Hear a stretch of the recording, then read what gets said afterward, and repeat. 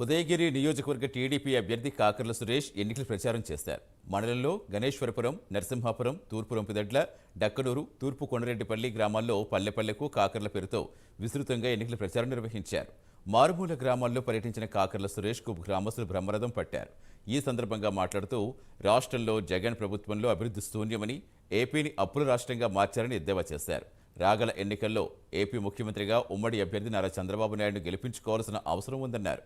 రాగల ఎన్నికల్లో ఉదయగిరి ఎమ్మెల్యే అభ్యర్థిగా తనను, నెల్లూరు ఎంపీ అభ్యర్థిగా వేమిరెడ్డి ప్రభాకర్ రెడ్డిని అఖండ మెజార్టీతో గెలిపించాలని కోరారు. 13న జరగబోయే ఎమ్మెల్యే ఎంపీ ఎలక్షన్స్లో మా ఎంపీ అభ్యర్థి వేమిరెడ్డి ప్రభాకర్ రెడ్డి గారు, అలాగే నేను కాకర్ల సురేష్ ఎమ్మెల్యే అభ్యర్థిగా ప్రచారం చేయడానికి వరకుంటపాడు మండలంలో ఈ రోజున స్టార్ట్ చేయడం జరిగింది. గణేశ్వరపురం పంచాయతీ నుంచి మొదలుపెట్టిన మా ప్రచార కార్యక్రమం కొనసాగుతూ ఉంది. అన్ని పంచాయతీలు కనీసం ఒక 6-7 పంచాయతీలు తిరగాలనే ఉద్దేశంతో ఈరోజు ప్రచార కార్యక్రమం పెట్టుకోవడం జరిగింది. వారికి మన మండల అధ్యక్షులు మధుగారు సహాయక సహకారాలు అందించే అరేంజ్మెంట్స్ అన్ని చేయడం జరిగింది. వారికి నా ధన్యవాదాలు తెలుపుకుంటా ఉన్నాను. ఎక్కడికి పోయినా కూడా, ఏ గ్రామానికి పోయినా ఒకటే రకమైన సమస్యలు.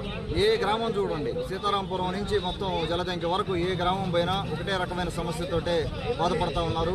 తాగునీరు, సాగునీరు ఒకటి సమస్య. ఒకటి నీళ్లు తాగడానికి సరిగ్గా నీళ్లు లేవు. ఎండాకాలం కనీసం ఎండాకాలం ఈ నీళ్లు లేకపోయినా కూడా టెంపరీగా వాళ్ళకి రిలీఫ్ ఇచ్చేదానికి కూడా వాటర్ సప్లై చేయలేకపోతూ ఉంది వైఎస్ఆర్సీపీ గవర్నమెంట్.